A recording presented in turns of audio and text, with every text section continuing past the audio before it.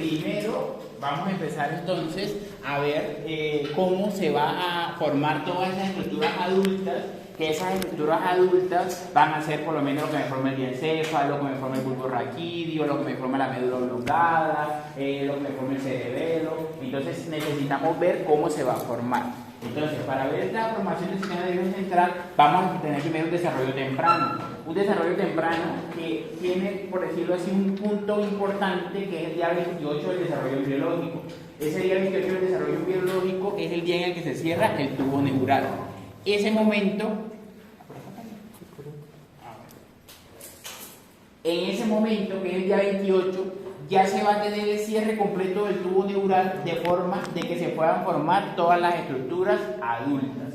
Entonces eso es lo que vamos a ver. Para este desarrollo temprano del sistema nervioso central, del sistema nervioso en general, vamos a tener de que va a derivar de una capa germinal. Primero, ¿cuáles son las tres capas germinales? Ectodermo, mesodermo y endodermo. Exactamente. Entonces, de esas tres capas germinales necesitamos una capa principal. ¿Cuál es esa capa? ¿De dónde sale el sistema nervioso? El ectodermo, que de ese ectodermo van a salir todas las estructuras del sistema nervioso central. Entonces, para que se lo aprendan para embrio, que eso se lo van a preguntar en embrio, entonces del endodermo tenemos que son todas las estructuras o vísceras intraabdominales y intratorácicas. Obviamente en embrio no se lo van a preguntar así, sino que va a ser un poco más complejo. Pero entonces de este endodermo vamos a tener lo que es el tubo digestivo, vamos a tener toda la parte respiratoria, todos los órganos sólidos o todas las vísceras sólidas que podamos tener a nivel intraabdominal, esos van a pertenecer al endodermo. Posteriormente, la capa intermedia o la lámina intermedia va a ser el mesodermo. De este mesodermo van a derivar todo lo que son los tejidos conectivos y la parte muscular principalmente. Y por último, el ectodermo, que de este ectodermo va a derivar ¿qué? Todo el sistema nervioso. Entonces, cuando hacemos la diferenciación de las diferentes estructuras, de esa diferenciación se van a producir unos territorios presuntivos. ¿Qué significan los territorios presuntivos? Esos territorios presuntivos es de donde van a derivar las estructuras adultas, es decir, las estructuras que tenemos todos acá. Entonces, eso lo vamos a ver ahorita en la formación de la tercera semana. Entonces, de ese territorio presuntivo, el territorio más importante para el sistema nervioso va a ser el ectodermo. ¿Por qué? Porque de ahí van a derivar ¿qué? Todas las estructuras adultas que van a pertenecer al ¿qué? Al sistema nervioso. Acá lo vemos en una imagen. Entonces, empieza toda la parte de la división en los embriones y a nivel embrionario, entonces vamos a tener las tres capas. Un ectodermo, mucho más externo, va a formar tanto las estructuras del sistema nervioso, ¿qué sería este? Periférico, igualmente las estructuras del sistema nervioso central. Entonces, así como me va a formar por lo menos toda la parte de la médula, también me va a formar lo que los órganos intracraneales o todas las estructuras intracraneales de la edad adulta. Entonces, eso pertenece al ectodermo. Ahora, el mesodermo, del mesodermo, toda la parte del tejido conectivo y la parte muscular principalmente. Y del endodermo, todas las estructuras intratorácicas, intraabdominales e intrapélvicas. Eso es a grandes rasgos, por eso lo van a ver mucho más en embriología. Pero para poder entender de dónde forma o de cómo se forman estos territorios presuntivos, que es lo que necesitamos, tener estos territorios presuntivos, primero tienen que pasar las primeras semanas de la gestación, o la primera semana como tal embrionaria. Entre esas primeras semanas tenemos 2 semanas al inicio, que esas 2 primeras semanas, ¿cómo se llaman?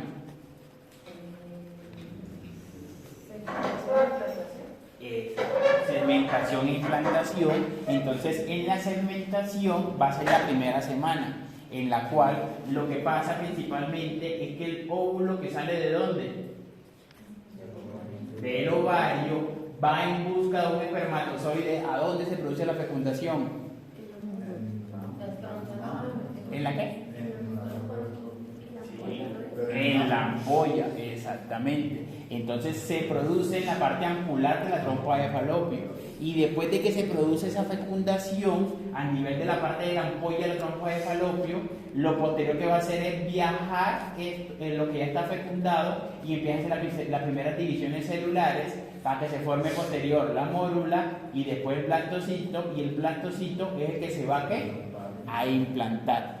¿Esa implantación pasa en qué semana? En la segunda semana. En esa implantación de la segunda semana se va a dar a nivel de ¿qué? ¿En qué parte se da la implantación?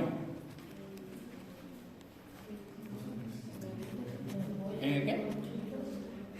Sí, obviamente es en el útero. Pero ¿en qué parte? No. O sea, ¿cómo se llama? Claro, porque te están estudiando medicina. ¿Ah? En el endometrio. Entonces, a nivel del endometrio es que vamos a hacer como tal la parte de la implantación, hablando siempre de un embarazo que se está implantando en la forma adecuada. ¿Por qué? Porque acá puede pasar algunas alteraciones de que se den embarazos por fuera del endometrio, que eso es lo que llaman embarazo ectópico.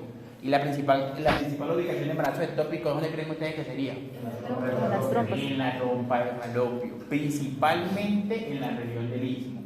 Entonces, ese hecho de que se implante en otro lugar, eso va a ser un embarazo ectópico. Entonces, si se produce como tal ese embarazo ectópico, no se va a empezar a producir todas estas estructuras. O sea, no se va a hacer que se forme la parte de la gastrulación de la tercera semana y la cuarta semana, que ya es cuando empiezan a formar las diferentes estructuras. ¿Listo? Entonces, vamos hasta la semana 2, que es la implantación. Ahora, en la semana 3 va a pasar la gastrulación. En esta gastrulación vamos a tener una estructura trilaminar, que ¿cómo se llaman las tres láminas? El endodermo, el ectodermo y el mesodermo. Entonces, en esta gastrulación necesitamos al ectodermo para la parte nerviosa y aparte del ectodermo necesitamos al notocorda. ¿Qué es la notocorda? Es la estructura o el eje primitivo que me va a hacer de que se me atraiga las estructuras para que lo que está laminar, que es el ectodermo, se me forme en una forma como. ¿Cómo sería el tubo neural? ¿Cuál sería la forma del tubo neural? Cilíndrica, en una forma cilíndrica. Entonces, acá lo vamos a ver, ya ahorita lo vamos a ver.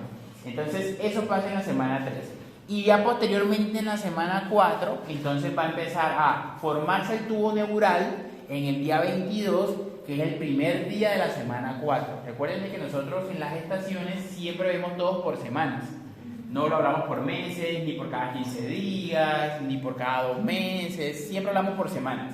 Entonces, el inicio de la semana 4 va a ser el día 22. En ese momento se va a iniciar la formación del tubo neural, pero no se va a producir el cierre del tubo neural. ¿En qué día se produciría el cierre del tubo neural? En el día 28. Ese día 28 es el último día de la cuarta semana. Entonces, en ese momento que se cierra el tubo neural, se empieza a formar toda la parte del sistema nervioso central.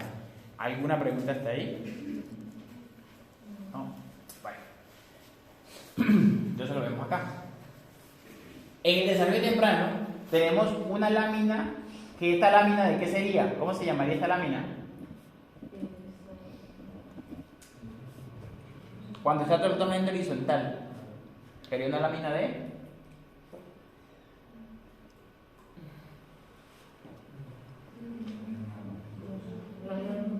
¿Ah? Sí, pero una lámina longitudinal ¿de qué tipo? ¿Ah? ¿De qué? No. No. Pero si estamos acá hablando de que solamente hay 3 láminas, ¿cuáles son las 3 láminas? Ectodermo, mesodermo y endodermo. Exactamente. Entonces, esta lámina sería una lámina ¿de qué? De ectodermo. Entonces, esa lámina de ectodermo va a tener una forma totalmente horizontal y esa lámina de ectodermo es la que posteriormente me va a dar la formación del tubo neural. Entonces, eso que está totalmente longitudinal me va a llevar de que primero se tienen que formar los surcos neurales. ¿Esos surcos neurales cómo se forman? Esos surcos neurales se forman porque la notocorda, que es este eje primitivo, este puntico que tenemos acá, me va a hacer de que se atraiga la lámina hacia la notocorda. Al atraer la lámina hacia la notocorda se forma el surco neural, que es esto que vemos acá. ¿Qué características tiene el surco neural? Estas células de acá, ¿qué diferencia tienen estas con estas? son más alargadas, son más enchanchadas. Y entonces este tubo neural se va a formar porque este surco neural se alarga completamente y se empieza a traer ¿hacia dónde? Hacia la notocorda. Cuando se empieza a traer hacia la notocorda, se forma algo que se llaman los pliegues neurales. Esos pliegues neurales son los dos extremos que se van a unir para poder formar el tubo neural. Entonces, estos pliegues neurales, aquí, pliegue neural, ellos se van a empezar a unir, es decir, los dos pliegues se van a unir, y cuando ya se empiezan a unir los pliegues, me van a formar las crestas neurales. Y esas crestas neurales se unen, y al unirse me dejan tubo por un lado, me dejan cresta por otro, y me dejan, ¿qué sería lo que sobraría? ¿No? ¿Esto qué sería?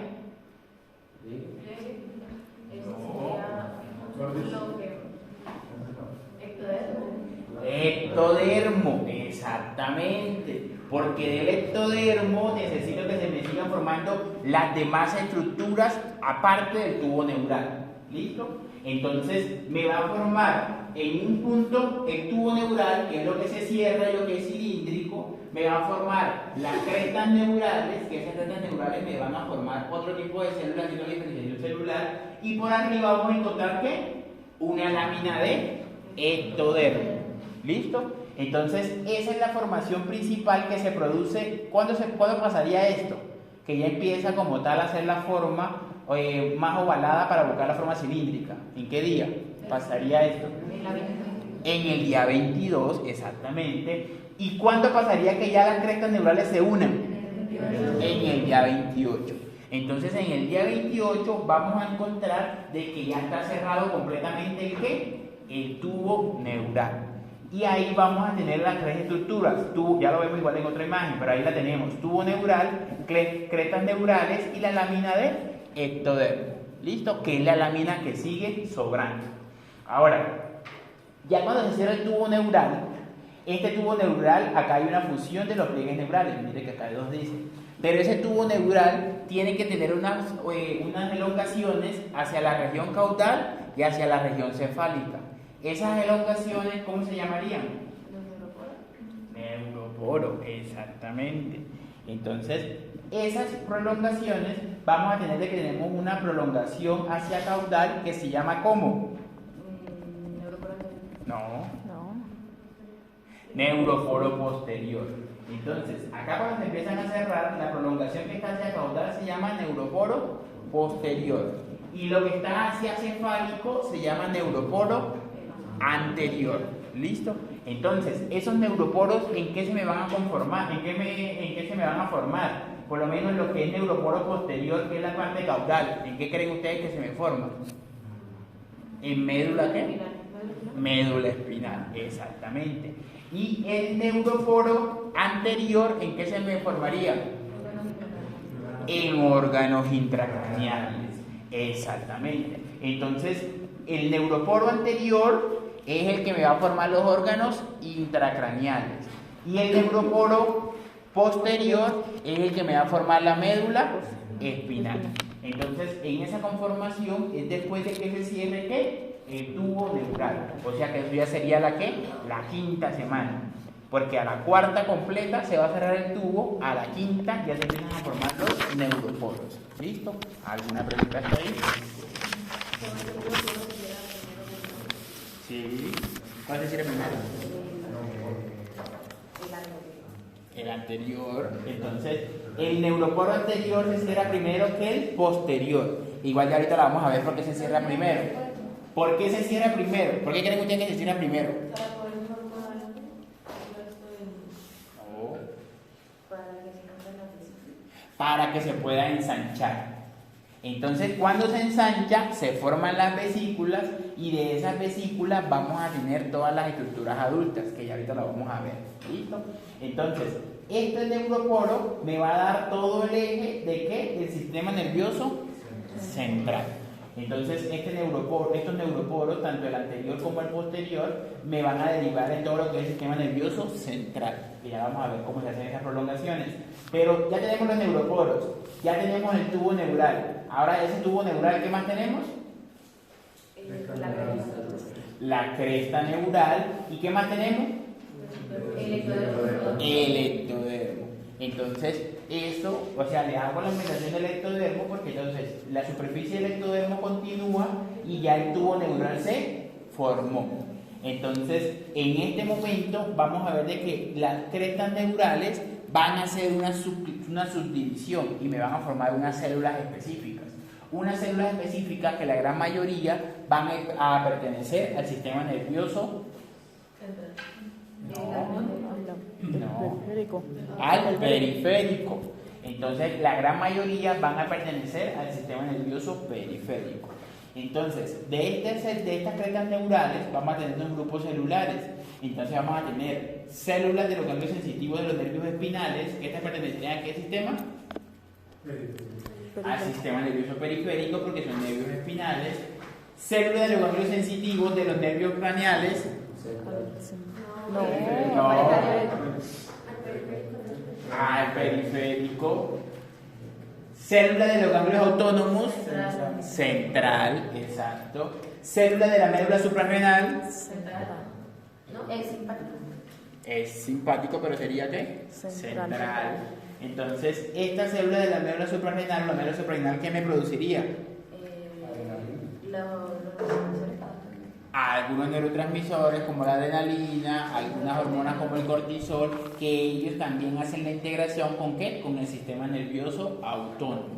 Entonces, ahí había sobre la parte del sistema nervioso ¿qué? ¿Y es autónomo? Central. Exacto. Ahora, los melanocitos. ¿Qué hacen los melanocitos? Son los que dan la pigmentación. La Sí, pero ¿qué pigmentación. hacen?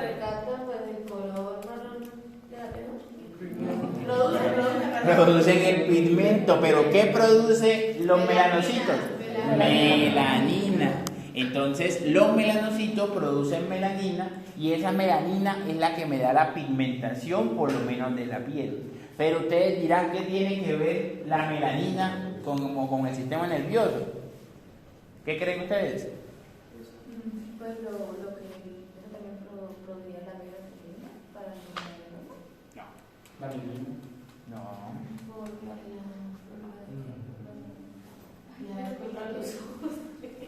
También le da color a los ojos, también se encuentra la melanina en los ojos, pero la melanina también se encuentra en la leptomeninges, es decir, en las meninges, y también se encuentran en algunas superficies intracraneales. La que más melanina tiene en la superficie intracraneal es la sustancia negra, eso lo vamos a ver cuando veamos sustancia negra. Entonces, la que le da la característica... Esa es otra parte que produce dopamina, es una parte del sistema nervioso. Entonces, cuando veamos sustancia negra, vamos a ver de que esa sustancia negra tiene la característica de negra porque se produce melanina. ¿Listo? No confundir melanina con melatonina. Totalmente diferente. ¿Listo? Por si después no van a leer la INET. Entonces, en estas estructuras intercraneales también vamos a encontrar entonces la melanina que se produce por los melanocitos. ¿Listo? Y por último, el último grupo de células son los neurilemocitos. ¿Estas células cuáles son?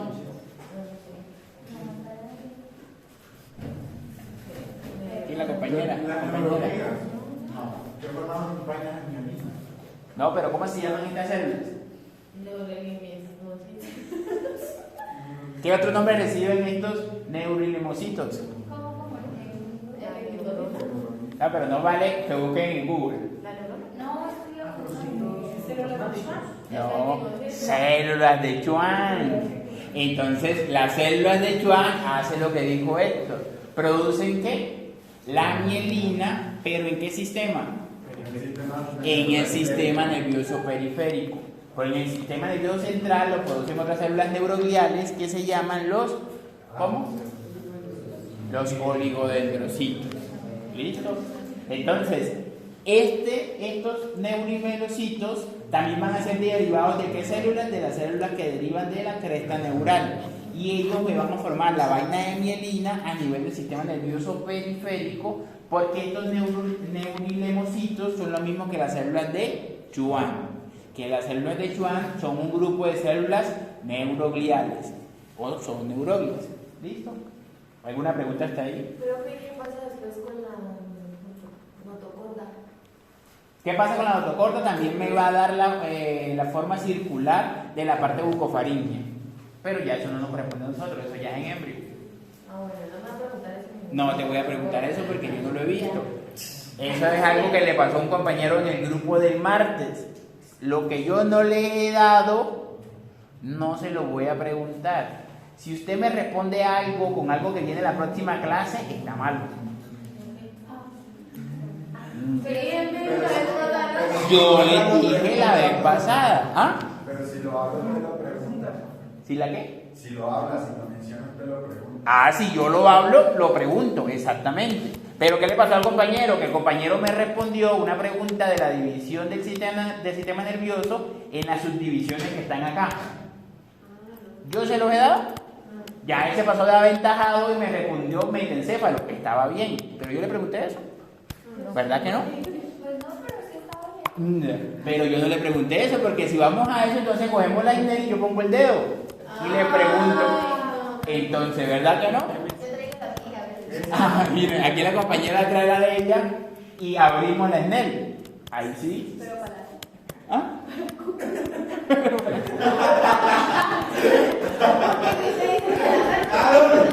yo saqué la cosa. No te la compro. A mí se me dio que así la compra. El tubo neural ya lo tenemos totalmente cerrado. Ahora vamos a hacer un corte transversal del tubo neural, que es esto que tenemos acá. En ese corte transversal del tubo neural nos va a servir para ver la diferenciación de las células que pertenecen al sistema nervioso. Entonces, este es tubo neural y ese tubo neural en su corte transversal me va a generar tres zonas. Entonces, la zona más interna va a ser la zona ventricular, la zona intermedia, que es la zona de la mitad, y la zona marginal, que es la más externa. Entonces, en la zona ventricular vamos a encontrar las células primitivas, tanto de las neuronas como de las neuroglias, exactamente. Entonces, por lo menos acá este ejemplo, esta célula se va a formar acá en una ¿qué? En una neuroglia, exacto. Entonces, esta célula que está acá, esta célula primitiva, se va a formar a una ¿qué? A una neuroglia. En cambio, esta célula se va a formar en un neuroblasto, que el neuroblasto es el predecesor de ¿qué? De la neurona o de la célula nerviosa. Entonces, este neuroblasto se va a formar en la misma zona intermedia en una neurona. Entonces, en la zona intermedia ya vamos a tener las neuronas y las neuroglias. Las neuroglias completo, todo su grupo celular completo, y las neuronas lo que vamos a encontrar principalmente que va a ser el cuerpo celular. Entonces, acá en esta parte vemos de que está el cuerpo celular y de ahí sale que sería esta ramificación lateral. Ahí sale el axón. Y en la zona marginal solamente vamos a encontrar el axón de ¿qué? De la neurona. Entonces, zona intermedia encontramos ya las células desarrolladas, neuronas o neuroglias, y en la zona marginal solamente el axón de la neurona. Ahora, ¿qué pasaría con las células que no hacen la diferenciación en neuronas y neuroglias? ¿Qué? No funcionan, sí, pero ¿qué pasa con esas células?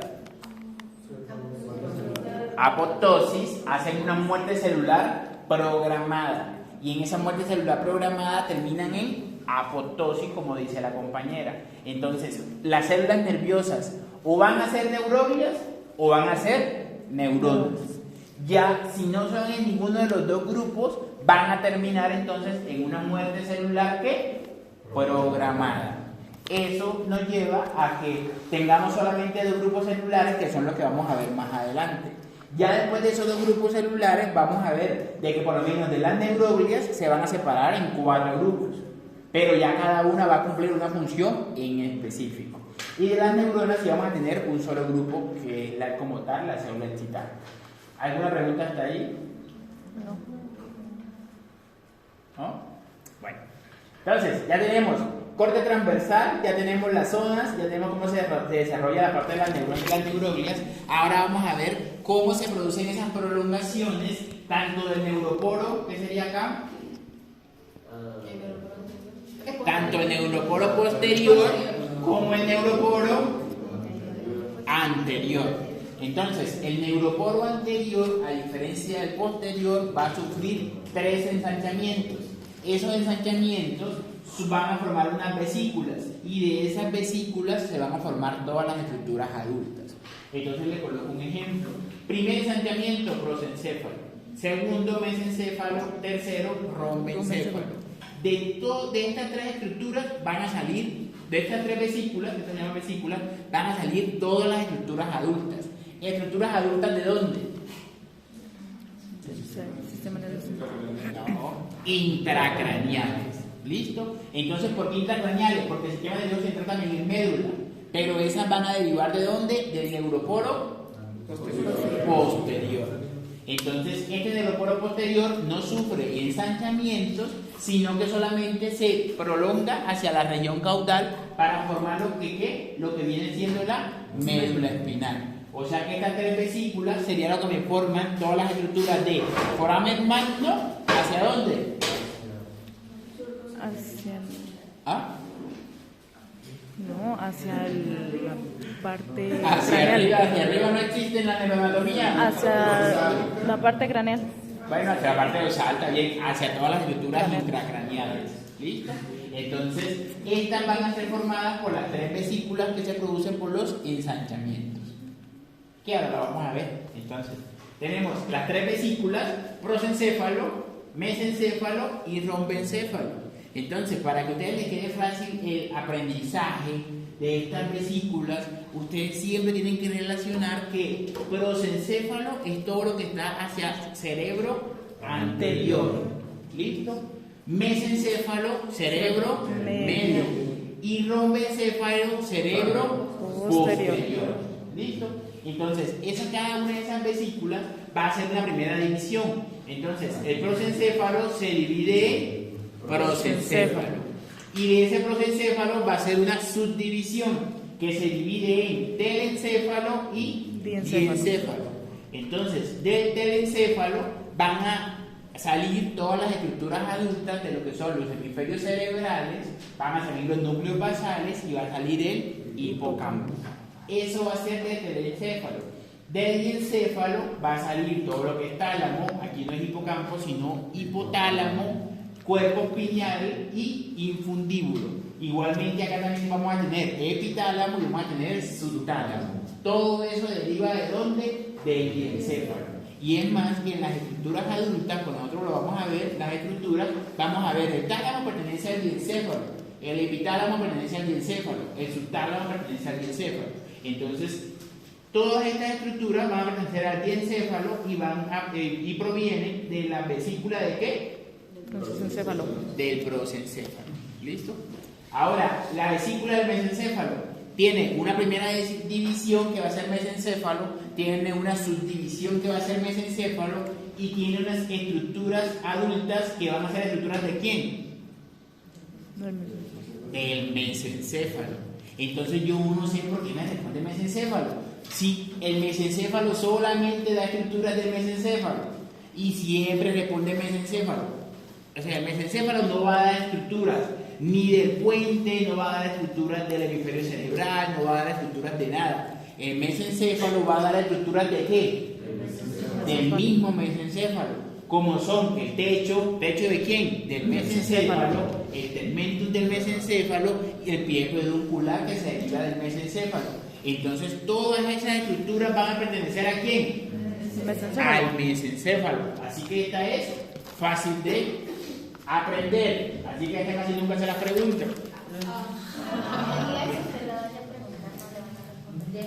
No le van a responder mesencéfalo. Entonces ya saben, para el quiz dentro de 15 días hay quiz, así que vayan estudiando. Ahora, la última vesícula es la vesícula de rombencéfalo. Esa vesícula de rombencéfalo tiene una primera división o una división que va a ser el rombencéfalo. Y de ese rombencéfalo tiene una subdivisión en dos grupos, que va a ser mesencéfalo y mielencéfalo. Entonces acá tienen que tener o tienen que ver de dónde viene la palabra miel.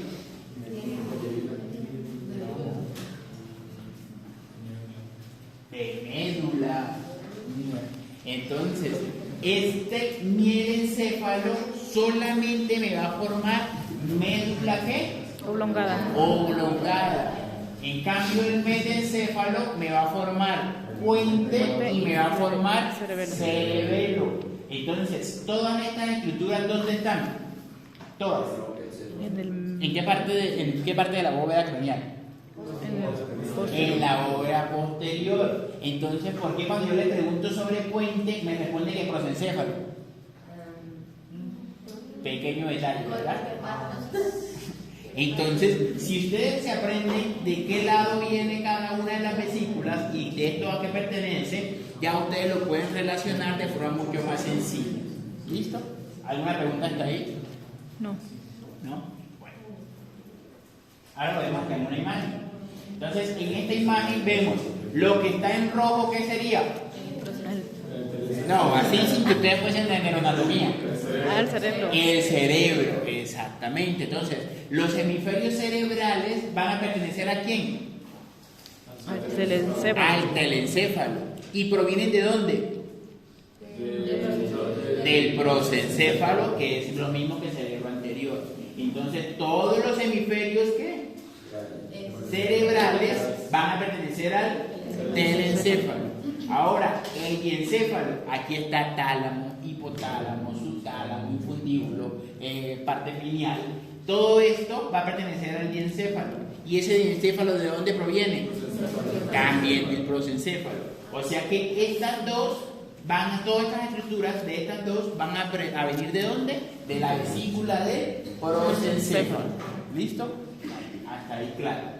Ahora bajamos y cerebro medio, que es mesencéfalo. ¿Qué estructuras provienen del mesencéfalo? Mesencéfalo. Solamente estructuras del mesencéfalo o cerebro medio. ¿Listo? Entonces por eso acá mesencéfalo y mesencéfalo solito, lo que viene en negro. Y ahora vamos a ver lo que viene de la parte del, ¿qué sería lo último? Del rombencéfalo.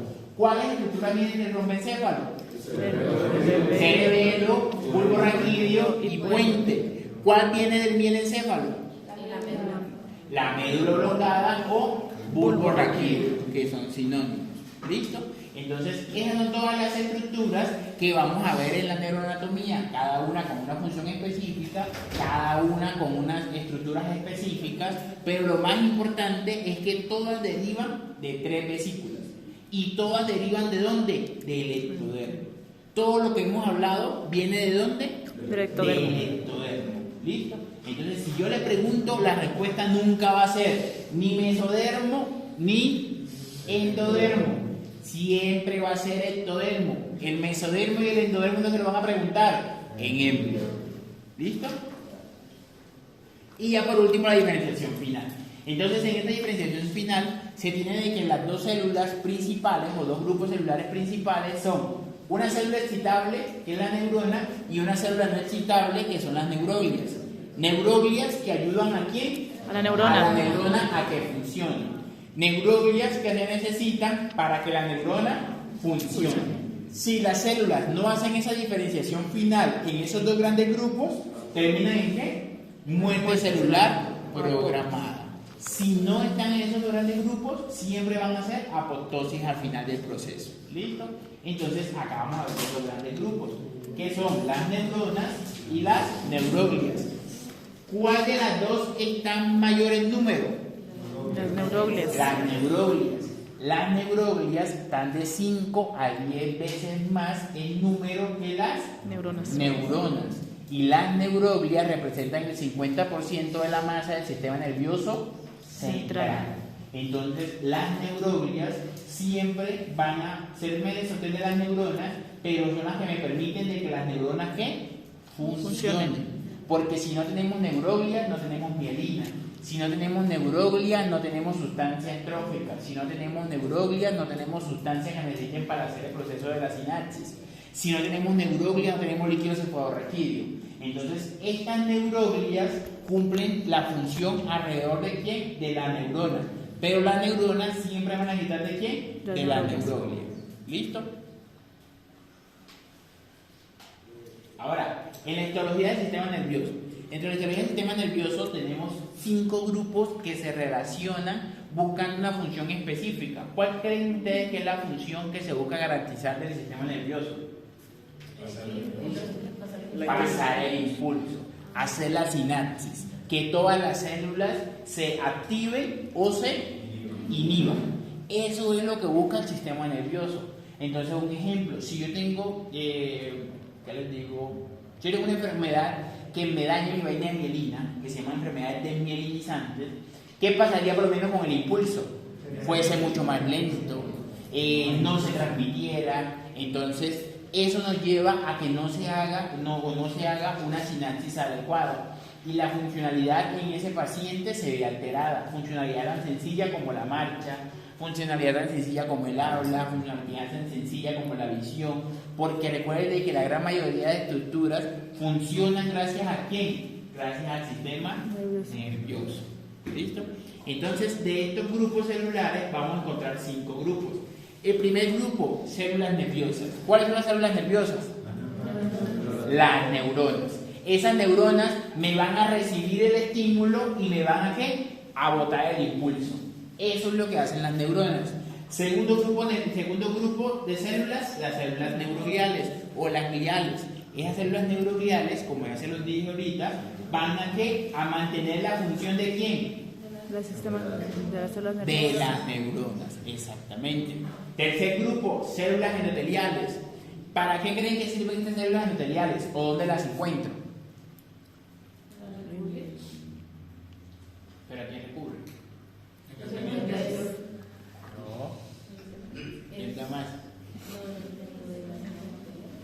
¿La célula qué? No. Ahora, las células epiteliales están en el epitelio, puede ser en la piel. ¿A qué le suena endotelio? ¿En la qué? ¿Al músculo? No. En la vascularización. En la vascularización, en los vasos sanguíneos. Entonces, en los capilares están los endotelios o las células endoteliales.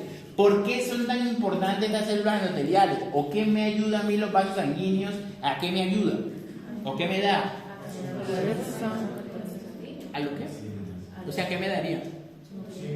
Me daría nutrientes. Nutrientes necesarios para qué tipo de células? Para las neuronas. ¿Listo? Recuerden que todas estas células me van a buscar de que las neuronas que funcionen. Entonces se van a absorber nutrientes de los capilares por medio de las células endoteliales. ¿Listo? Ahora, células inmunes. ¿Qué función creen que hacen las células inmunes? Proteger. De protección, exactamente. Estas células inmunes, las principales, son un grupo de células neurogliales que se llaman las microglias.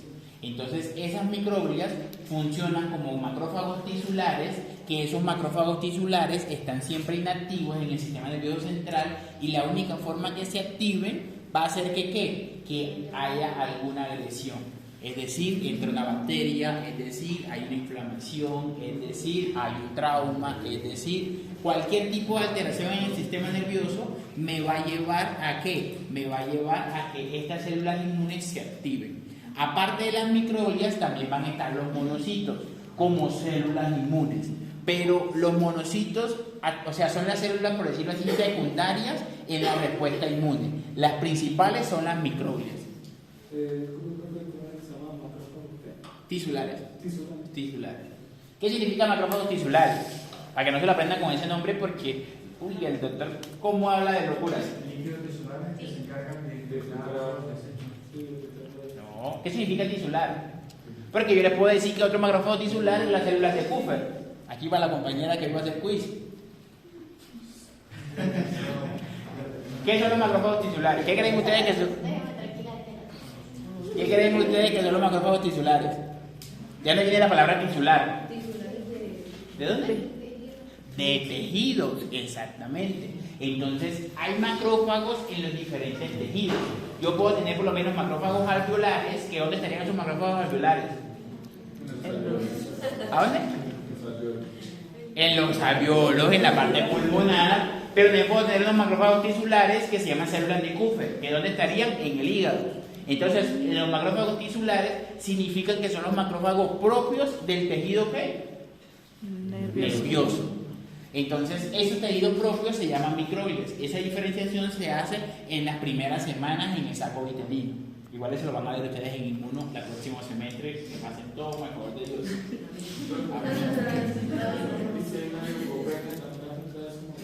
Si hay una leucopenia, también afectaría la actividad como tal del sistema inmune. ¿Sí? No me enredar con eso, pero sí pasaría. Y por último, las células madres. ¿Qué creen ustedes qué función cumplen las células madres en cualquier sistema, no solamente en el sistema nervioso? Era la que Sí, producción. Entonces, esas células madres van a ser pluripotenciales y esas células madres pluripotenciales lo que me ayuda es a que se haga una diferenciación celular dependiendo de qué. del lugar. Dependiendo de la necesidad del sistema. ¿Qué quiere decir eso? Si yo necesito producir por lo menos macrófagos, ¿qué pasaría con las células madres? ¿Sé qué? Se harían macrófagos. Se haría la diferenciación celular para que todas las células formen macrófagos. Pero si yo no necesitaría macrófagos, sino que necesito eritrocitos, entonces todas las células pluripotenciales intervienen unos intermediadores que se llaman interleuquinas, y esos intermediadores me van a formar ¿qué? Eritrocitos. Pero yo no necesito eritrocitos sino plaquetas, entonces me van a formar ¿qué? Plaquetas. Entonces eso va a depender de ¿qué? De la necesidad del sistema nervioso. ¿Alguna pregunta hasta ahí? No. ¿No? Entonces sigamos. Ya viendo los dos grupos como tal de células, que son las neuronas y las neuroglias, ahora vamos a hablar principalmente en las neuronas. Recuerden que las neuronas son las células especializadas que tienen la capacidad de ser ¿qué? Excitable. Y esa es la principal diferencia entre las neuronas y las Neuroglias. Las neuroglias no se Excitan. ¿Listo? Entonces, estas células excitables van a ser clasificadas en dos grandes grupos por dos grandes formas, que una va a ser por la forma y otra por el tamaño. Pero antes de poder saber esa clasificación de la forma y del tamaño, yo tengo que reconocer a grandes rasgos, sin hablar de los organelos pequeños, que vamos a la próxima clase, sin hablar de los organelos pequeños, tengo que conocer a grandes rasgos cómo se forma la neurona. Entonces, esta neurona va a estar formada por un cuerpo celular y va a estar formada por unas neuritas. Esas neuritas se dividen en dos grupos, que van a ser dendritas y axones. Siempre teniendo en cuenta de que axones, es este pedazo, este segmento que está acá, ¿cuántos axones son? Siempre va a ser uno solo. Nunca van a haber dos axones, siempre un axón. Pero ves que la profesora de no sé qué materia me dijo que había dos axones. Está mal. Dígale que se le da entender que está mal. Entonces, pues no, se lo digo porque ya el semestre pasado me pelearon, es que la profe me dijo. A mí no me importa lo que el profe le diga, sino lo que diga, porque nosotros no escribimos nada. El día que la profe escriba algo, ahí sí. Pero como nosotros no escribimos nada, tenemos que leer sobre la parte bibliográfica. Entonces, solamente va a ser un solo axón. Pero pueden ser ¿cuántas dendritas? Las que sean necesarias. Exactamente. Entonces, estos axones se van a terminar conectando con otra neurona, casi siempre. Cuando se conecta con otra neurona, el axón se puede conectar acá en una dendrita, se puede conectar acá en un cuerpo, o se puede conectar ¿en qué? En otro axón. Entonces, eso se llama ¿cómo? Esas conexiones se llaman sinapsis, y esas sinapsis en algunas van a ser axoaxónicas, axosomáticas, axodendríticas.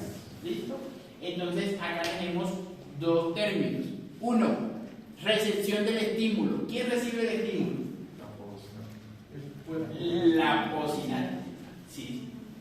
¿Y quién manda el impulso? La presináptica. O sea que el impulso, ¿en qué segmento de toda la neurona está? En el axón, no en el axón. El impulso que se va a mandar va a ir ¿hasta dónde? Hacia la parte terminal del ¿qué? Del axón. Y de esta parte terminal del axón, ¿qué se liberarían? Neurotransmisores en la hendidura sináptica, y esos neurotransmisores me van a activar o me van a inhibir ¿qué? Una célula posináptica. Entonces, esa célula posináptica me va a recibir el impulso. No, le estoy preguntando, ¿me lo va a recibir o no me lo va a recibir? ¿Sí lo recibe? Ah. ¿Cómo es la pregunta? Están como dormidos. Clases, está muy temprano. Ustedes tienen que levantar a las 4 de la mañana. Yo me levanto a las 4 de la mañana, como ustedes no se van a levantar a las 4. Usted. Hay gente que se cree gallina y se levanta cuando amanece el sol. La célula posináptica recibe el impulso nervioso. Sí. Porque si No. digo- No.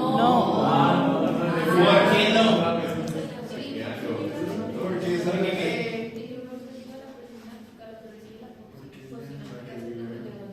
Lo va a recibir es el neurotransmisor que me va a llevar el Estímulo. estímulo. Neurona o célula presináptica por el axón, por todo este trayecto me va a llevar el impulso. Pero recuerden que ese impulso lo que me va a hacer es liberar unos ¿qué? Neurotransmisores. O sea que el impulso se pierde completamente. El neurotransmisor me va a activar o me va a inhibir a la segunda neurona, que es la célula ¿qué? Posináptica. ¿Esta célula posináptica me recibe el impulso?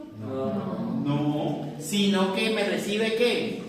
El estímulo. El El estímulo. neurotransmisor que me va a hacer el estímulo por el segundo mensajero. Entonces, este estímulo posteriormente ¿en qué se convierte? Para pasarlo a otra célula, a una tercera célula. O sea, nuevamente lo En otro impulso. Exacto. Entonces, pongamos que la sinapsis es de una sinapsis axodendrítica. El impulso va por el axón, llega como tal el neurotransmisor acá a la dendrita. La dendrita hace todo el proceso de recibir el estímulo y ese estímulo me lo lleva hasta el cuerpo. Y después del cuerpo va a pasar al cono axónico. Y del cono axónico va a pasar al axón de la segunda neurona. Ese es el proceso normal que hace. Cuando él llega acá al cono axónico, en ese momento es que hablamos de ¿qué? De un impulso. Entonces, la segunda neurona me está convirtiendo un estímulo en un impulso. ¿Listo? Eso es lo que hace como tal la neurona. Eso no es así tan sencillo. La próxima clase lo vamos a ver un poco más complejo. Pero para que vean a grandes rasgos lo que pasa en una sinapsis. ¿Listo? Tipos de neuronas. Entonces, en los tipos de neuronas vamos a tener de que la primera forma de cómo clasificarla va a ser según su forma. Para clasificarla según su forma, vamos a tener en cuenta que el número de neuritas, no de dendritas, no de axones, sino de neuritas. Entonces, es el grupo de dendritas y de axones. Entonces, primero vamos a tener una célula que es la célula unipolar. Esta célula unipolar va a tener ¿cuántas ramificaciones saliendo del cuerpo? Una sola ramificación. Pero ¿cuántos axones y dendritas va a tener? Los que necesiten. No. Un axón y una dendrita. ¿Por qué un axón y una dendrita? Entonces, primero tienen que saber cómo se cuentan las neuritas. Las neuritas se cuentan dependiendo de las ramificaciones que salgan del cuerpo. Cuerpo celular. De este cuerpo celular, ¿cuántas ramificaciones salen? Una. Una ramificación. esta ramificación posteriormente se está separando en un axón y en unas dendritas. Pero ¿cuántas dendritas son? Una sola. Una dendrita, un axón. ¿Listo? Las dendritas no se cuentan acá, sino que se cuentan acá. De la ramificación que salió del cuerpo. Pero cuando yo lo voy a contar para saber si es unipolar, o si es bipolar, o si es multipolar, yo tengo que ver qué es lo que salga del cuerpo. Entonces veamos el segundo ejemplo. En el segundo ejemplo, que esta es una célula ¿qué? Bipolar, ¿cuántas ramificaciones salen del cuerpo? Dos. Dendrita, axón. ¿Listo? Entonces ahí salen dos.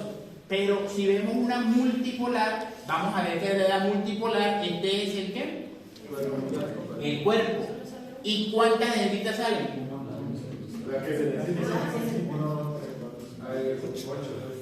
Hay 8. Sí, hay 8. ¿Por qué tienen que contar? ¿Por qué tienen que saber que hay 8? Porque yo necesito que ustedes identifiquen de que no es la última ramificación que se ve acá, sino que es lo que sale del cuerpo. Entonces, 1, 2, 3, 4, 5, 6, 7, 8. Y no se cuenta. No pasa nada porque ustedes no se saben este tema. Para eso vienen a clase, o si no, nos vemos en el parcial final. A ver, ¿No se cuenta el largo? el axón, sí, claro, yo lo conté. No, con él serían 9. Sí. 1, 2, 3, 4, 5, 6, 7, 8, 9. 9. Sí, 9. Profe, 8 dendritas y un axón. al principio había preguntado por dendrita, ¿no? Por dendrita, bueno, sí, pero que son 8 dendritas y un axón. Entonces, no tengan en cuenta las terminaciones de acá, porque si yo tuviera en cuenta las terminaciones, ¿cuántas dendritas serían? 1, 2, 3, 4, 5, 6, 7, 8, 9, 10, 11, 12, 13, 14. Muchas, pero esas no serían dendritas, porque el número de dendritas está dado por el número de terminales que salgan ¿de dónde? Del cuerpo celular. ¿Listo? Ahora. ¿Cuál es la parte que se le dice espinas? ¿Qué se le dice? Que se le dice espinas. ¿Qué se le dicen espinas? Sí, porque En la noticia, sí. las nombraban las espinas. Profe, yo creo que la espina sería la ramificación. Que eso es lo que aparece en la hora.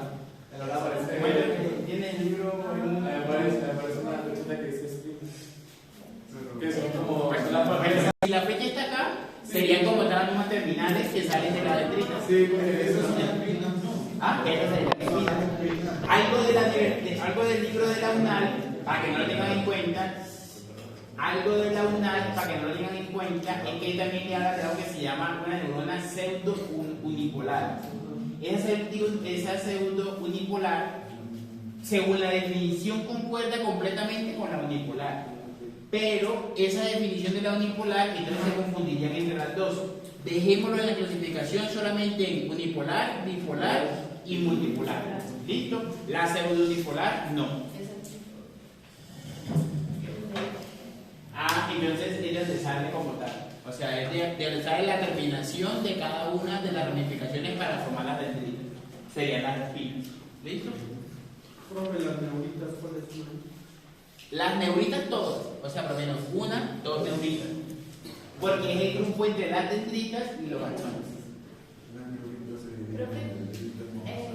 ¿puedo hacer una pregunta de ¿Quieren que no? No. Pero como si una neurita no sería una acción y No.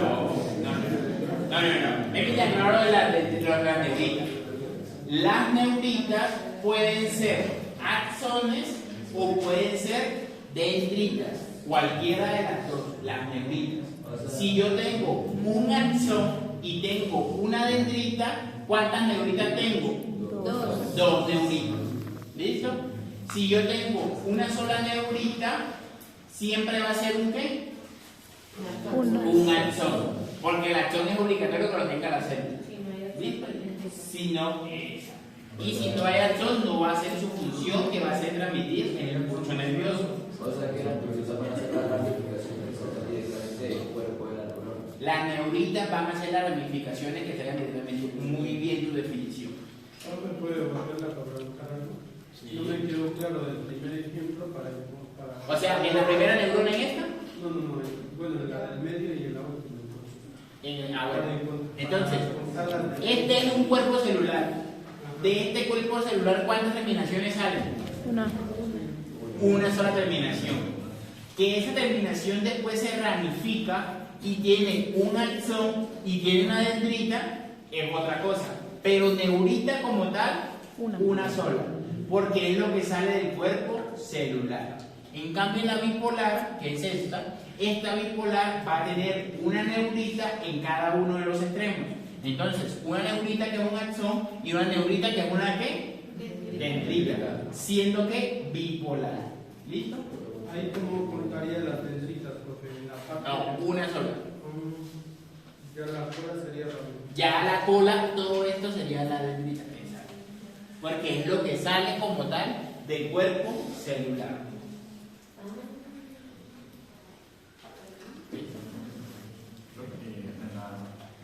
Acá en el ejemplo de la mitad, en el cuerpo que va hacia la dendrita, Sí. podrían haber incluso más, digamos, ramificaciones. Pero estas son ramificaciones terminales de la dendrita. Pero dendrita hay una sola. ¿Por qué? Porque es lo que está saliendo del cuerpo. O sea, podría haber más onditas en el... Sí, O sea, podrían salir más dendritas del cuerpo. En esta no, porque ya no sería bipolar. Y ahí sería multipolar. O sea, un ejemplo. Si sale otra dendrita, un ejemplo acá. Y ahí sería multipolar. O sea, si sale 3 ramificaciones del cuerpo, ya es multipolar. ¿Listo? Profe, ¿y las neurofías dónde, o sea, cómo se unen a la...? Ya ahorita lo vemos. Tranquilo que eso ya viene ahorita. Listo. Ahora, ya lo vimos por la forma, ahora vamos a verlo por el tamaño. Según el tamaño, tenemos principalmente 2 grupos. Entonces, una neurona Golgi tipo 1 y una neurona Golgi tipo 2. Las neuronas Golgi tipo 1 son las neuronas que tienen un axón largo de más de 1 metro. Y las neuronas Golgi tipo 2 son las que tienen axones cortos. Entonces, acá no nos podemos dejar llevar de que todas las neuronas Golgi tipo 1 van a ser unipolares o las Golgi tipo 1 van a ser multipolares. No. Dependiendo de lo que le estén preguntando, si la neurona que usted está hablando, si se la están buscando por la forma o si lo están buscando por el ¿qué? Por el tamaño. Por el tamaño, exactamente. Entonces, en las neuronas Golgi tipo 2, la gran mayoría del axón es corto y la gran mayoría de estas Golgi tipo 2 terminan siendo multipolares, pero no es siempre. Entonces, ustedes tienen que tenerlo presente que cuando hablamos de Golgi, hablamos es del tamaño. No tiene nada que ver con la ¿qué? Con la forma. Entonces, lo vemos acá en estos ejemplos. Entonces, tenemos de que, por lo menos, la unipolar va a ser una sola ¿qué? Neurita. Y de esa neurita va a salir ¿de dónde? Del cuerpo celular. Esta la vamos a encontrar principalmente en los ganglios de las raíces posteriores, que esos ganglios de las raíces posteriores están a nivel ¿de dónde? En la médula espinal. Entonces ahí encontraremos las neuronas unipolares. Ahora, las bipolares. Estas bipolares, lean bien la definición. Mire, una neurita se origina a partir de cualquiera de los extremos del cuerpo celular. ¿Pero cuántos extremos tiene? 2. O sea que ¿cuántas neuritas son? 2. Siempre se lo pregunto y siempre le queda mal. Entonces, 2 neuritas porque son 2 extremos. Entonces, por eso son bipolares. Esta la encontramos en la retina, cóclea sensitiva y ganglios vestibulares. Y las multipolares van a ser muchas dendritas y un solo axón. Un axón largo, que la gran mayoría de ese axón largo termina siendo Golgi tipo 1. Pero si yo le pregunto por forma, es unipolar, bipolar y multipolar. Si le pregunto por tamaño, si es Golgi tipo 1 y Golgi tipo 2. Entonces no tiene nada que ver una cosa con la otra. Estas multipolares las vamos a encontrar en los tractos de las fibras del cerebro y de la médula, nervios periféricos y las motoneuronas. Entonces, aquí que me preguntó su compañera, una compañera de la clase en otro grupo, profe, pero la de la corteza también son Golgi tipo 2, pero también son Golgi tipo 1. No, hay que saber interpretar y leer lo que dice el libro. Mire lo que dice el libro: tractos de fibra que salen del cerebro hacia la médula. En ningún momento le nombraron la corteza. Esto no es lo que está en la corteza. Estas son las fibras que me hacen las conexiones córtico-medulares, es decir, que hacen las conexiones entre la corteza cerebral y la médula espinal. ¿Cómo serían esos axones que van desde la corteza hacia la médula? Largos. O sea que esos serían Golgi ¿qué? Tipo 1. Tipo 1. Pero los que están en la corteza, por lo menos en la corteza cerebelosa y en la corteza cerebral, serán Golgi ¿qué? Tipo 2. ¿Por qué? Porque van a ser axones que me van a conectar, un ejemplo, lóbulo, corteza del lóbulo parietal con corteza del lóbulo temporal, con corteza del lóbulo frontal, con corteza del lóbulo occipital, con estructuras intracraneales. Entonces van a ser trayectos mucho más cortos. Por eso sus axones van a ser cortos. ¿Listo? ¿Alguna pregunta hasta ahí? Ahora vemos en esta imagen.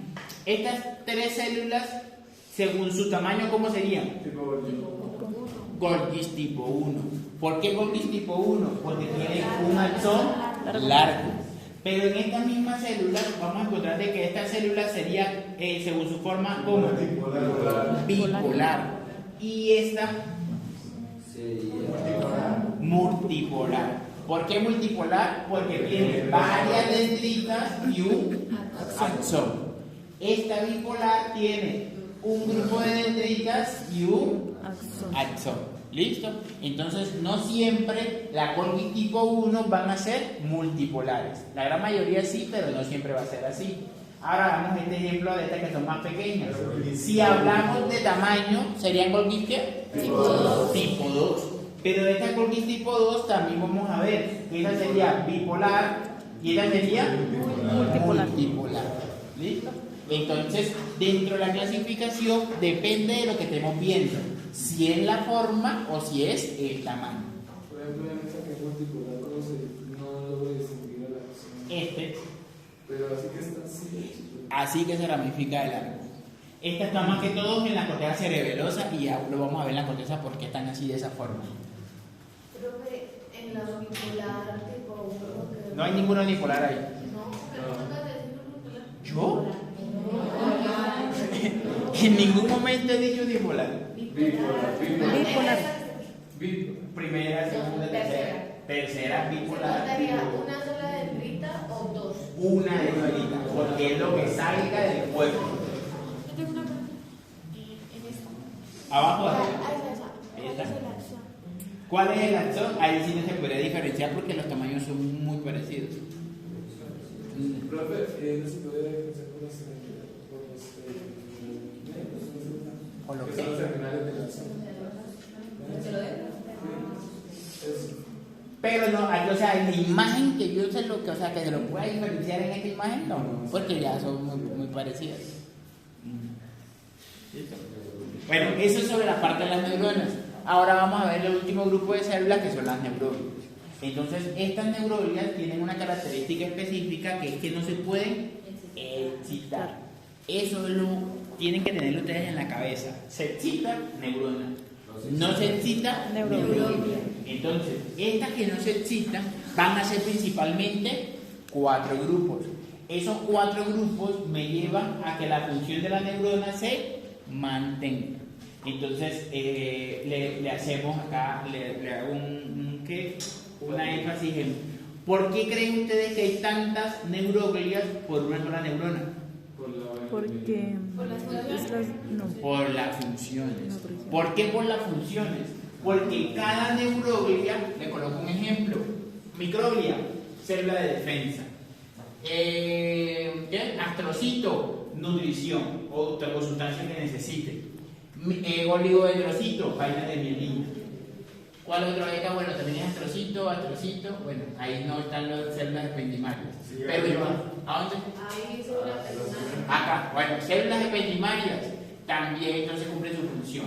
Entonces, cada una me va a cumplir una función específica para garantizar de que esta neurona me funcione. Entonces, si vemos en esta representación, hay una neurona y hay ¿cuántas neuroglias? 1, 2, 3, 4, 5, 6. Entonces, por eso están entre 5 a 10 veces más que las neuronas. Pero es porque cada función es totalmente específica. ¿Listo?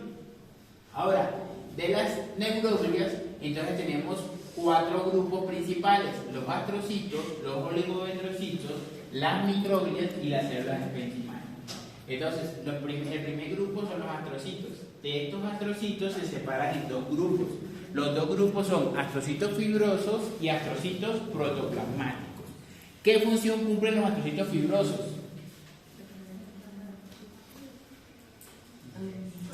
Formación de fibras. ¿Fibra qué? Hacen función de sostén y también le aportan iones principalmente de potasio. ¿A quién? A la neurona. A la neurona. ¿Listo? Esos astrocitos fibrosos van a estar principalmente en la sustancia blanca. A diferencia de los astrocitos protoplasmáticos, que estos astrocitos protoplasmáticos van a estar principalmente en la sustancia gris. Y estos astrocitos protoplasmáticos tienen algunas funciones específicas. Entonces, primero, me ayuda en la fagocitosis de células apoptóticas. ¿Cuáles células apoptóticas o cuáles células que han sufrido apoptosis?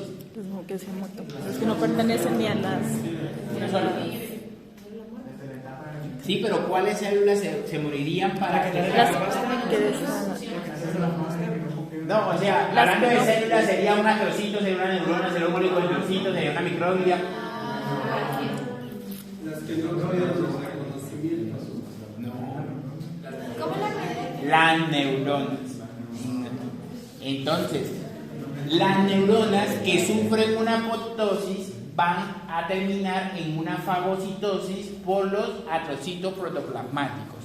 Después de que se hace la fagocitosis por los astrocitos protoplasmáticos, esos astrocitos absorben los nutrientes de esa neurona muerta, los nutrientes que se puedan reciclar, y esas neuronas y esos nutrientes que se pueden reciclar se le darían ¿a quiénes? A otra neurona. ¿Cómo se llaman esos nutrientes? Biología, hay para compañeros que hablan de biología.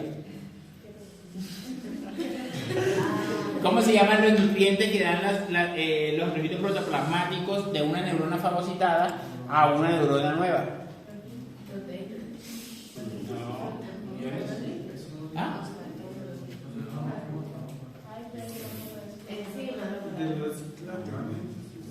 ¿Ah?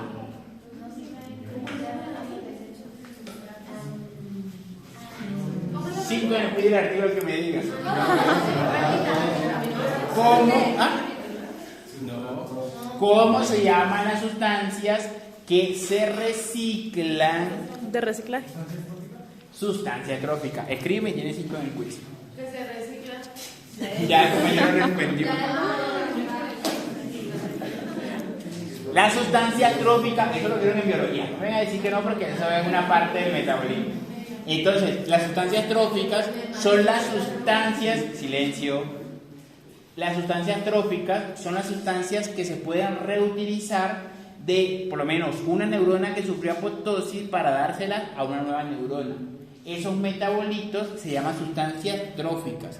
Y el que hace todo ese proceso va a ser los astrocitos protoplasmáticos.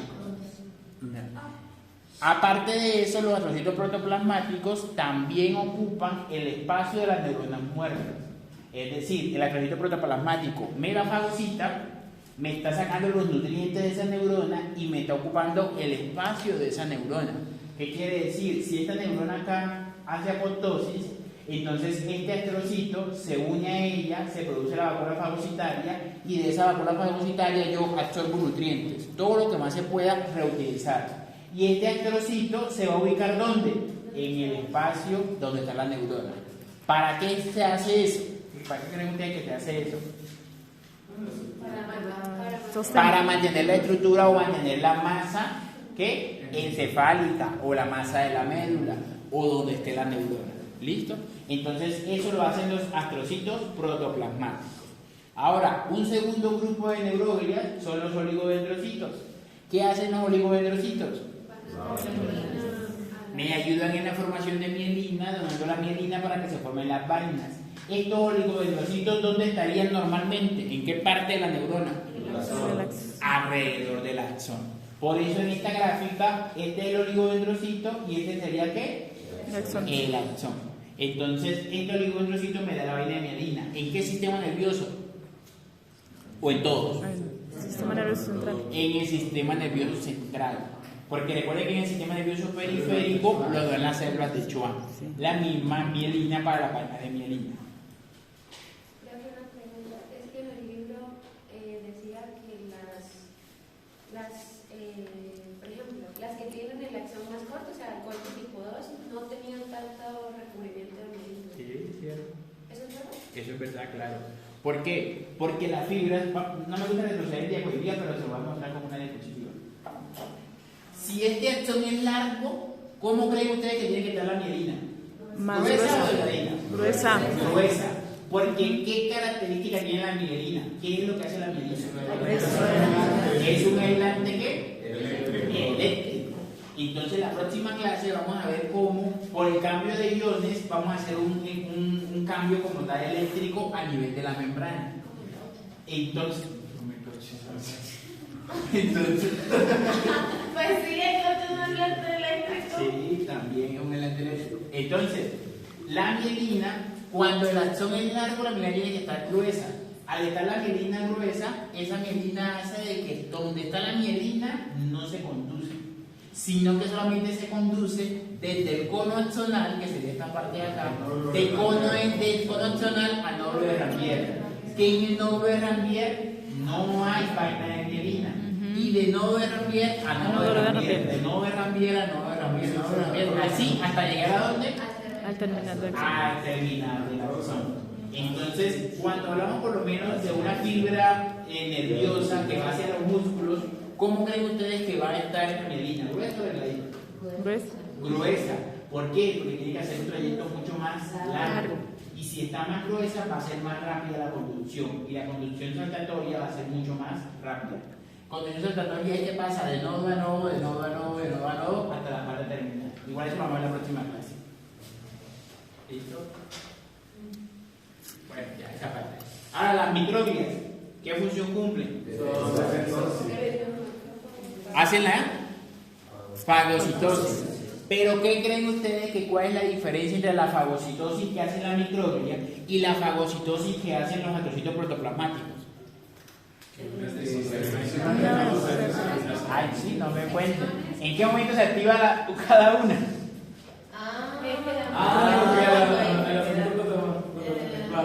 Cuando las neuronas se autosignifican la microglia, Cuando entra un microorganismo. Muy bien.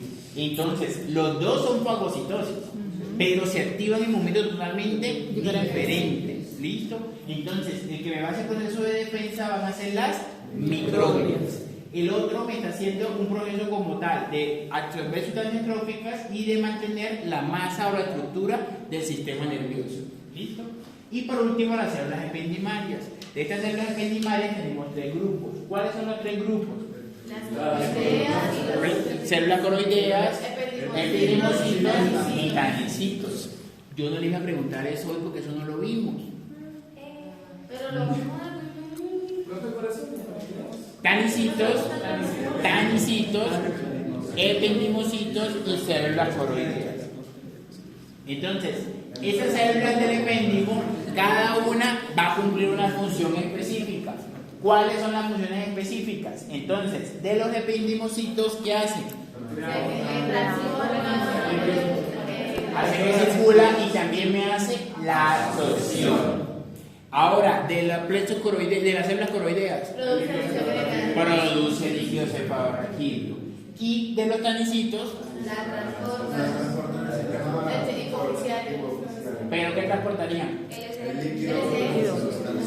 No, sustancias que están en el líquido cefalorraquídeo. Que es totalmente diferente. Ahora, en esta imagen vemos de que hay 5 grupos celulares de células neurogliales. ¿Por qué hay 5 grupos y no me lo nombré 4? Porque están las células de Schwann que me aportan la mielina ¿de quién? Del sistema nervioso periférico. Exactamente. Y aquí ya lo ven en una resumen. Los fibrosos me hacen toda la parte de sostén y además me captan ¿qué? Iones de Potasio. potasio. Los protoplasmáticos me van a hacer principalmente de producir las sustancias tróficas y me hacen una función ¿qué? Fagocítica. Fagocítica, pero ¿de quién? De células muertas.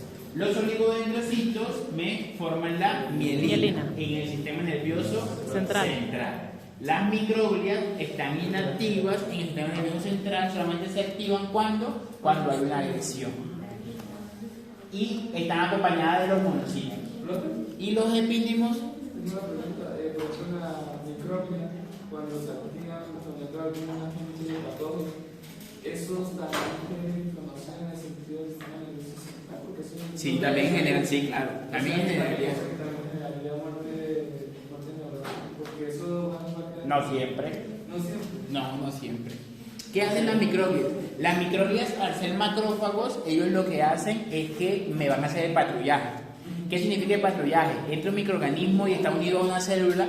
Ese microorganismo que está unido a una célula, yo voy a ¿qué? A atrapar la célula que esté donde él esté unido. Ya. Pero esa célula puede ser de cualquier tipo, no tiene que ser neurona específicamente. Entonces yo lo atrapo y además lo elimino. Pero si yo definitivamente no lo puedo eliminar por fagocitosis, ¿yo qué hago? Empiezo a llamar mucho más macrófagos para que todos se ubiquen en el mismo punto donde se está presentando la infección. Si ya definitivamente yo no puedo, ¿qué pasaría? ¿Qué creen ustedes que pasaría? Ahí llamarían a todo el sistema inmunológico y ahí sí se produce la inflamación. O sea, que colocar los anticuerpos en el Sí, claro. ¿Listo? Y ahora, las células del epéndimo, entonces tenemos epidimocitos, que esto me va a hacer circular y me van a absorber líquidos cefalorraquídeos.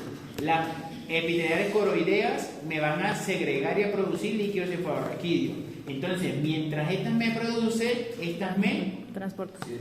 circulan y me absorben. Pero yo necesito que me funcionen las células epiteliales coroideas y también los ependimocitos, porque yo no puedo producir más del que estoy ¿qué? Absorbiendo. Absorbiendo. Y por último los tanicitos, ¿qué hacen los tanicitos? Transforman la sustancia del líquido cefalorraquídeo a todo el sistema. ¿Listo? Aquí en esta microfotografía electrónica, entonces células microglias que van a ser células de defensas, oligodendrocitos que van a estar cerca de ¿dónde? Del axón, porque me va a aportar la mielina. Los astrocitos, entonces recuerden que hay 2 grupos, y las microglias que hacen defensa, las 2 eran microglias. Y ya por último esta representación va a terminar la clase.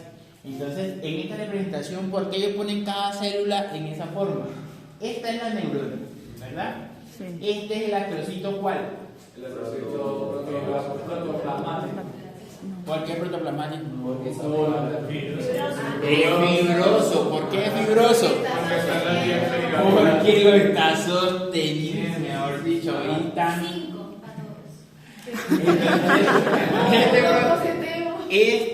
Este fibroso me está dando la parte de sostén y además me está dando nutrientes ¿desde dónde? De la piel.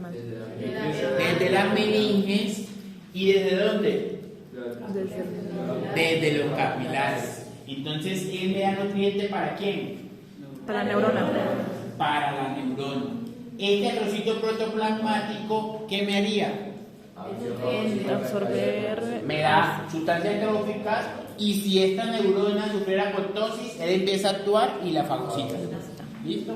O sea que él está más bien como a la expectativa de que algo pase. Está como chulo. Ahora, el oligodendrocito, ¿dónde está unido? En el A la región cercana al axón, porque este oligodendrocito me va a dar ¿la qué? mielina. La mielina. Mire cómo los oligodendrocitos unidos a la parte del axón. ¿Y esta qué sería? Una microglia que está como está inactiva y esperando que fagocitar cuando haya es una un patógeno. ¿Listo? Entonces, estos serían los grupos representados representados en una imagen de cómo se ubicarían en todo el sistema nervioso central. ¿Listo? Entonces, por lo menos acá no vamos a encontrar células de Schwann. ¿Por qué? Porque es del periférico. Acá vamos a encontrar mucho oligodendrocito. ¿Por qué? Porque necesitan mucha mielina.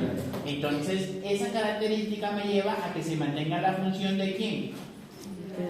De la neurona. La próxima clase vamos a ver todo lo que son los potenciales de acción. Ustedes no saben qué es un potencial de acción, pero la única forma que ustedes entiendan que es un potencial de acción es que ustedes sepan transporte celular, intercambio iónico, canales. ¿Por qué? Porque eso ya es de biología. Este sería una repasada. Repasen esa parte. ¿Por qué?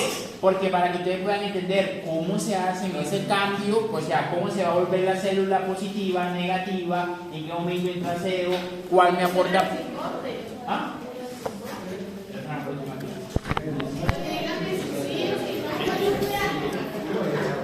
Y igualmente, recuerden que la próxima clase que el quiz va a ser más fácil. Hoy tuvieron